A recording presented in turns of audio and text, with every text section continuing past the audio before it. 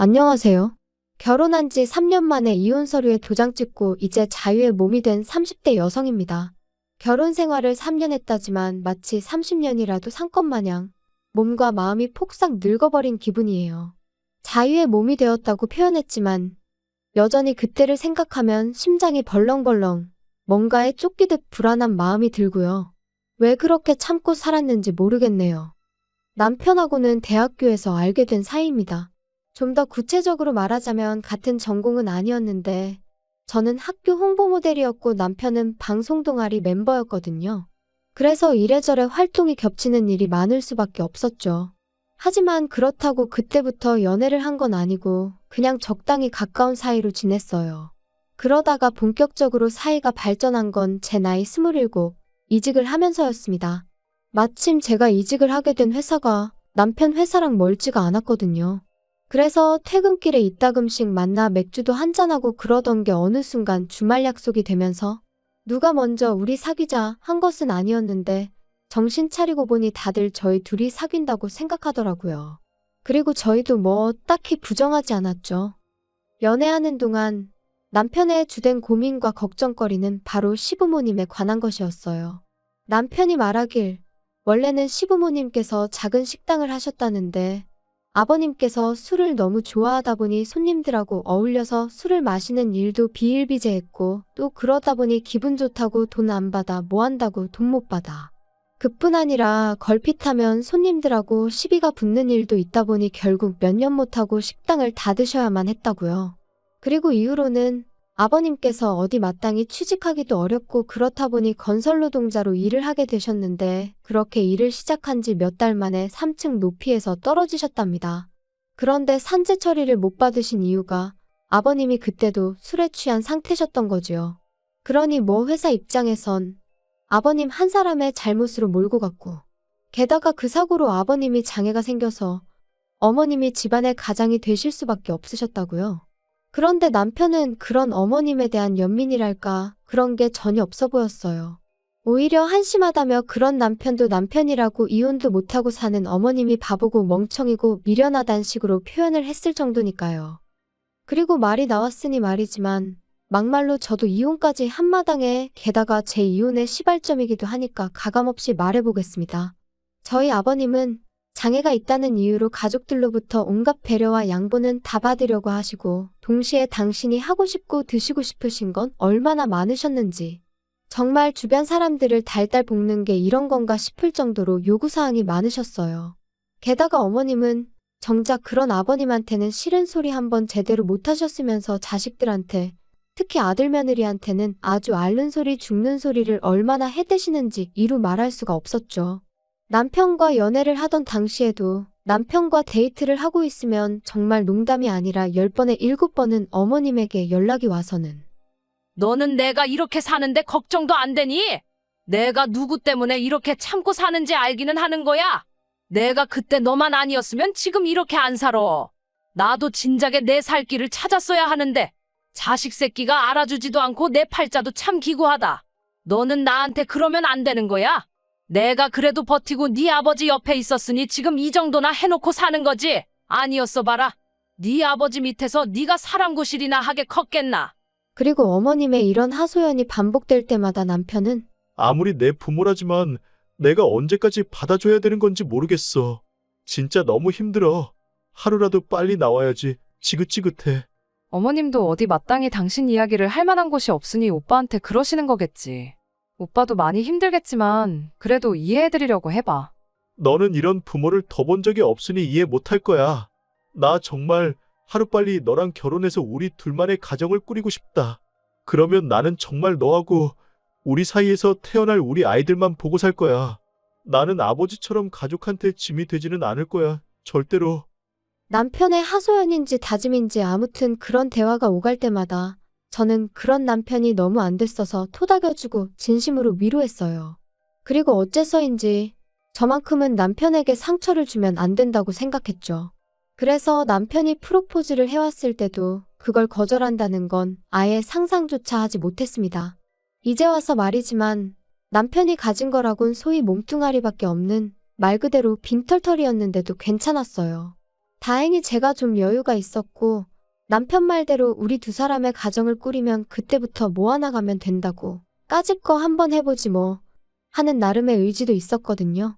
게다가 저희 친정부모님도 워낙 인정이 넘치시는 분들이셨고 진작부터 남편의 사정은 어느 정도 알고 계셨다 보니 그런 부분을 문제 삼진 않으셨지요. 오히려 저와 남편을 다독이며 부족하거나 어려운 건 당신들이 도와주시겠다 말씀하실 정도였거든요. 그런데 식을 올리고 반년 정도 지내니까 남편이 연애할 때랑은 완전히 다른 사람이 되었습니다. 본색을 드러냈다고 표현하는 게 맞을런지. 아무튼 언젠가부터 툭하면 이 세상에 자기 엄마보다 불쌍한 사람은 없다는 듯이 말을 하더라고요. 그리고 처음엔 그냥 뭐 결혼하면 남자들이 효자가 된다더니 남편도 약간 그런가 싶었는데 날이 갈수록 이것도 받아주는 게 보통 일이 아닌 거예요. 자격지심인 건지 뭔지 듣고 있기가 얼마나 불편했는지 몰라요. 가령 저희 부모님이 골프라도 치러 가시는 날이면 장인 장모님은 팔자도 좋으시다면서 어머님은 오늘도 건물 청소하러 가신다고 제 앞에서 한숨을 푹푹 쉬어대질 않나. 그리고 남편이 제 앞에서 그럴 때면 솔직히 제가 무슨 말을 할 수 있었겠어요? 어머님이 건물 청소하러 가시는 걸 위로라도 해야 했을까요? 그렇다고 저희 친정부모님더러 골프는 그만 치시라고 해야 했을까요? 왜 그런 시시콜콜한 이야기까지 남편한테 하냐 하신다면 제가 한 것도 아니었어요.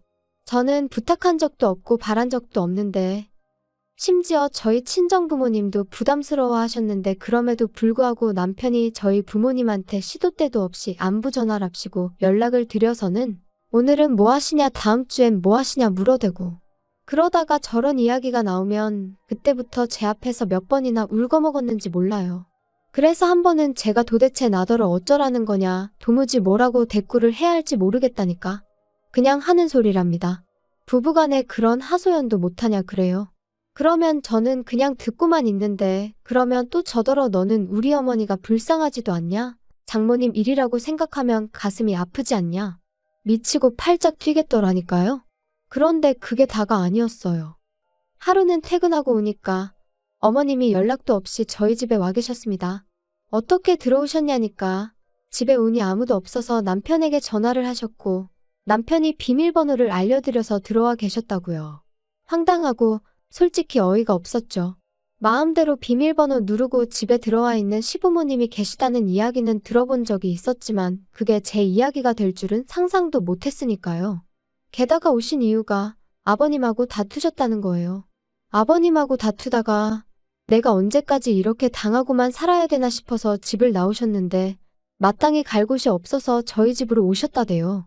그리고는 울상을 지으시는 어머님께 제가 무슨 소리를 할 수 있었겠어요. 막말로 아버님은 도대체 왜 그러시냐고 욕을 할 것도 아니고 그래서 그냥 속상하시겠다고 적당히 토닥여드렸습니다. 그때만 하더라도 저도 어쨌든 어머님하고 잘 지내고 싶은 마음도 있었고 이런 일이 몇 번이나 생기겠나 싶었으니까요. 그런데 제 예상과 달리 어머님의 그런 방문은 그날로 끝나지 않았습니다. 이후로도 몇 번이나 반복되었거든요. 게다가 그 횟수가 잦아질수록 아버님 욕이나 신세한탄이 주를 이루던 처음과 달리 제가 살림하는 방식이나 생활 패턴을 가지고 잔소리를 하시는 일이 잦아지셨죠.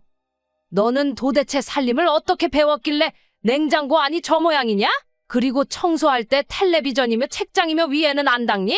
내가 아까 손으로 훑어보니까 먼지가 말도 못하게 쌓여 있더라. 그리고 내가 보니까 옷장 안에 죄다 네 옷이고 우리 아들은 옷도 몇 벌 없고 너 돈 벌어서 다 네 치장하는데 쓰나 본데 너 그러면 못 쓴다. 저는 주방 담당이고 청소는 남편이 해요. 먼지 부분은 오빠한테 제가 얘기할게요. 아니 청소를 왜 우리 아들이 해? 너는 뭐 하고? 저도 돈 벌러 다니는데 어떻게 집안일을 저 혼자 다 해요. 그리고 또 대부분이 제가 결혼 전부터 입던 옷들이에요. 결혼하고서는 저도 돈 모으느라 제대로 된 거 하나 사입지도 못했어요. 아무튼 살림하는 게 영광이야. 마음에 안 들어? 그리고 맞벌이여도 살림은 여자가 해야지. 나는 내가 혼자 돈 벌면서도 집안 살림 다 하고 자식들까지 키웠어. 그러니까 내 앞에서 힘들다 소리는 하지 마라.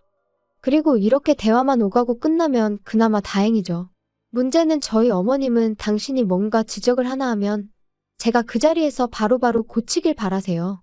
가령 반찬이 없다 하면 반찬을 바로 하는 걸 보셔야 비로소 잔소리를 멈추셨고 새로 빨래를 하는 흉내라도 내야 직성이 풀리시는 눈치셨거든요. 그리고 이런 일이 넉 달 넘게 이어지니 저도 정말 돌아버리겠다 싶대요. 그래서 결국엔 안 되겠다 싶어서 남편한테 나 더는 이렇게 못 살아. 내가 어머님 하녀도 아니고 어머님 비위까지 다 맞춰드려야 해? 나랑 둘만의 가정을 꾸리고 싶니 어쩌니 하더니 이게 지금 오빠가 말한 그 꿈꾸던 결혼 생활이야? 나 더는 이렇게 못 살아. 어머님을 못 오시게 하던가 아니면 여기서 끝내. 너무 그러지 마. 너는 우리 어머니가 불쌍하지도 않냐? 좀 이해를 하려고 해볼 순 없겠어? 어머님만 불쌍해? 나는 요즘 내가 제일 불쌍해. 내가 어머님한테 뭐 잘못했어? 어머님이 나 때문에 고생하고 사시는 거 아니잖아. 이럴 거면 그냥 헤어지자니까? 그리고 이런 제 하소연이 효과가 좀 있던 건지 이후로 한 2달 정도는 조용했어요. 어머님이 더 이상 저희 집에 오지 않으셨으니까요. 덕분에 남편과 제 사이도 예전만큼은 아니어도 꽤나 나아졌고요. 하지만 이 평화는 오래가지 않았습니다. 아버님이 말 그대로 대형 사고를 치셨거든요.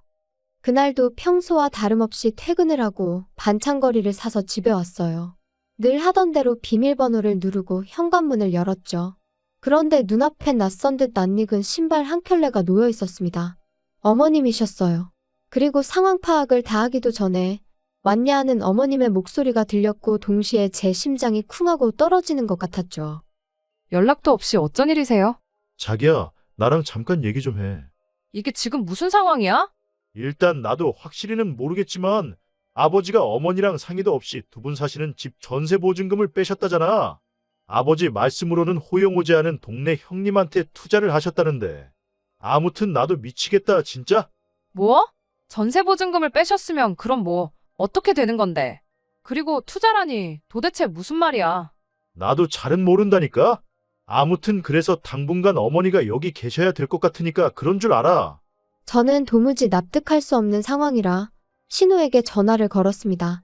그러자 신우가 하는 말이 자기가 정말 어머님을 모셔오고 싶은데 알다시피 자기는 지금 남자친구랑 동거 중이지 않냐며. 그래도 자기가 곧 남자친구랑 결혼도 할 거고 그러면 제대로 된 집을 마련할 테니까 그때까지만 저더러 제발 좀 부탁한다대요. 그리고 아버님은 아버님대로 왜인지는 모르겠지만 있는 대로 화를 내시면서 아는 분 댁으로 가셨거든요. 그러니 상황이 상황인 만큼 제가 뭐라고 말이라도 한마디 잘못했다간 정말 나쁜 사람이 되겠더라고요. 그래서 어쩔 수 없이 울며 겨자 먹기로 알겠다고 했어요. 그리고 그땐 신우가 정말 몇 달 안에는 식을 올릴 것처럼 하도 호들갑을 떨어서 길어야 반년 정도 되지 않을까 싶었는데 자그만치 1년하고도 4개월이 걸렸습니다. 그리고 그 1년하고도 4개월이 저에게는 지옥이나 다름없었죠. 뻔히 남편이랑 제가 맞벌인 걸 눈으로 보시면서도 아침 저녁으로 이거 해라 저거 해라 시키시는 건 물론이고 저 없는 점심시간에 식사를 못 하시는 것도 아니면서 또 아침 저녁으론 반찬으로 이거 해달라 저거 해달라 밥 차려달라 오늘은 입맛이 없으니 국수를 끓여라. 이뿐인가요? 시도 때도 없이 저도 없는 시간에 이모님들은 물론이고 어머님 지인들까지 왜 그렇게 집으로 부르셔서는 제 부엌 살림은 물론이고 제 옷장까지 보여주시며 제 흉을 보셨는지. 오죽하면 한 이모님은 당신이 듣다 못해 한마디 하려고 전화했다 하시더니 왜 그렇게 시어머니 심기에 거슬리는 짓거리만 하냐며 저더러 며느리면 며느리답게 처신하랍니다. 그리고 그딴 전화까지 받으니 저도 더는 참을 수가 없어서 남편더러 어머님 진짜 왜 저러시냐니까. 기껏 한다는 소리가 그동안 어머님이 고생 정말 많이 하셨다며 저더러 조금만 이해를 해달라대요? 하지만 맨날 그놈의 이해는 어째서 저만 해야 되는 건지. 그리고 이때부터는 말뿐이 아니라 제가 제명해 죽으려면 이혼을 해야 하지 않을까 그 생각을 하게 되었죠. 도저히 못 버티겠다. 이렇게 살다간 정말 내가 죽겠다 싶었던 바로 그 무렵 마침내 신우가 상견례 어쩌고 하며 시집간다 소리를 꺼냈습니다. 정말 속으로 쾌재를 불렀어요. 아, 이제 살았구나. 그래서 신우더러 신혼집엔 언제 들어가냐고 어머님은 언제부터 그리 모시면 되겠냐 했죠. 그랬더니 신우가 제 눈치만 살살 보다가 한다는 말이 그게 좀 상황이 힘들게 됐답니다. 그래서 제가 그게 갑자기 무슨 소리냐니까. 언니 정말 미안한데 우리가 돈이 없어서 깨케야 방 2개 화장실 하나짜리 빌라 정도밖에 못 구할 것 같은데 언니가 조금만 더 이해해주면 안 될까요? 우리가 얼른 돈 모아서 큰 집으로 이사 가면 그때는 꼭 엄마 모시고 갈 거니까. 아가씨, 이제 와서 그렇게 말을 바꾸면 어떡해요? 안 돼요. 나 더는 못 모셔요. 나 정말 너무 힘들다니까요. 그래도 우리 엄마가 살림살이도 도와주고 언니 좋아하는데 너무 말을 그렇게 하면 나 좀 섭섭해요. 아가씨가 섭섭하고 말고 나는 더 못한다고 분명히 얘기했어요. 언니도 자꾸 그렇게 무대뽀로 안 된다고만 하면 안 되죠? 나라고 일부러 안 모시는 거 아니잖아요. 그러니까 그것도 아가씨 사정이고요. 왜 내가 어머님 사정도 이해하고 아가씨 사정도 이해하고 그래야 하냐고요. 당연한 거 아니에요? 언니 맏며느리잖아요. 그리고 우리 한 가족인데 정말 서운하네요. 서운하다고요? 나는 서운한 정도가 아니고 아주 다들 원망스러워 미치겠다고요. 신우랑 얘기를 하다 도무지 답도 안 나오고 우라가 치밀어서 집에 왔어요. 그리고 남편은 그 사이에 신우랑 통화라도 한 건지 제 눈치를 살살 살피더니 기껏 한다는 소리가 당신이 우리 어머니랑 도무지 같이 못 살겠다고 그랬다며. 그래서 내가 생각을 해봤는데 우리가 그럼 희정이한테 돈을 좀 빌려주면 되겠더라. 희정이네가 집을 좀 큰 걸 구하면 어머니 모셔갈 수 있을 거 아냐? 우리가 돈이 어딨다고 빌려줘? 진짜 어이가 없네? 왜 없어? 결혼하고 지금까지 모은 거 있을 거 아냐? 내가 미쳤다고 그 돈을 아가씨한테 빌려주겠어? 빌려줬다가 또 나중에 돼서 못 준다고 하면 그땐 어쩌라고. 어머님하고 합가하게 될 때도 아주 몇 번이나 장담을 하더니 지금 이 꼴을 봐. 그리고 당신도 말하는 것 좀 봐. 퍽이나 약속 지키겠다. 야, 그럼 뭐 어쩌라는 거야? 어쩌긴 뭘 어째. 방이 한 개고 두 개고 집이 작고 말고 내 알바 아니니까 약속한 대로 어머님 모시고 가라고 해. 너 진짜 돌았어? 차라리 돌았으면 좋겠다. 그럼 이 꼴 저 꼴 안 봐도 될 텐데. 아무튼 나는 분명히 얘기했어. 너는 진짜? 너야말로 어머니 기분 좀 맞춰드리고 여우처럼 지내면 되는 걸. 왜 이렇게 일을 키우냐? 신우와 남편이 번갈아 가면서 저더러 이해 좀 해달라고 사람을 코너로 모는데 정말 환장할 노릇이었어요. 그래서 결국 참다 못한 제가 남편더러 한 번만 더 이러면 더는 같이 못 산다고 정말 이혼이라 했더니 기껏 한다는 소리가 그러면 제가 모아놓은 돈에서 자기 몫은 돌려달랍니다. 그리고 뭐 제가 이혼 요구를 했으니 위자료도 받아야겠다고 그 위자료로 어머니랑 집 구해서 살아야겠다는 헛소리를 하더라고요. 그런데 저희 남편, 저랑 결혼할 때부터 이혼하던 그날까지 단 한 번도 저보다 단돈 1,000원이라도 더 벌어온 적 없어요. 어머님이 저희 집에 얹혀 사시는 동안 어머님이 저한테 돈 1,000원이라도 살림살이에 보태라고 주신 적도 없었죠. 게다가 저희 셋이 살던 집, 저희 친정에서 마련해 주신 집이었습니다. 비록 친정아버지 명의였고 제가 매달 용돈 겸 월세라고 100만 원씩 보내드리고 있긴 했어도 애시당초 어디 가서 100만 원으로 구할 만한 집이 아니었으니 남편이 이러쿵저러쿵 말할 것이 못 되었죠. 그런데 위자료가 어쩌고 자기 몫이 어쩌고 해대니 제가 얼마나 황당했겠어요? 그래서 남편더러 살면서 당신 뜻대로 되던 일이 몇 번이나 있었냐고 이번에는 어떨지 한번 두고 보자 했습니다.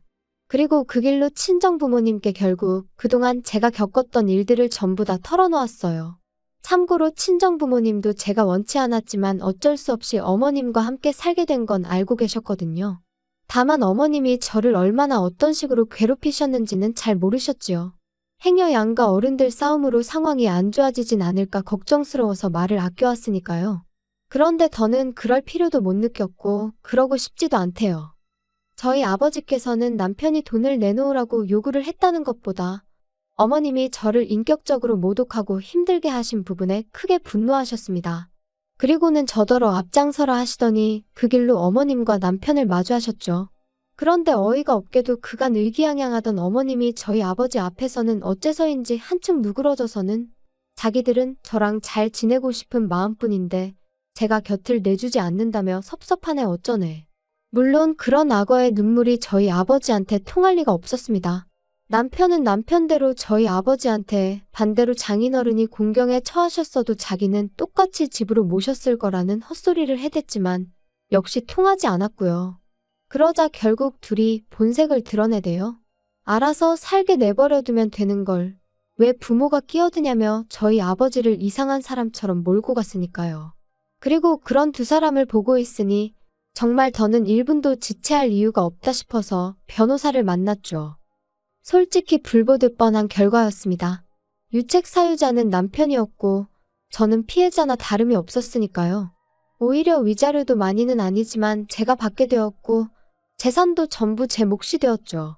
그리고 판결이 그렇게 나고 나니 그제서야 남편이 제 앞에서 무릎을 꿇고 엉엉 우는데 이상하게 그런 남편을 보는 게 지치고 피곤하기만 할 뿐 가슴이 아프다거나 그런 건 전혀 없대요. 아, 사랑이 식었다는 게 이런 건가.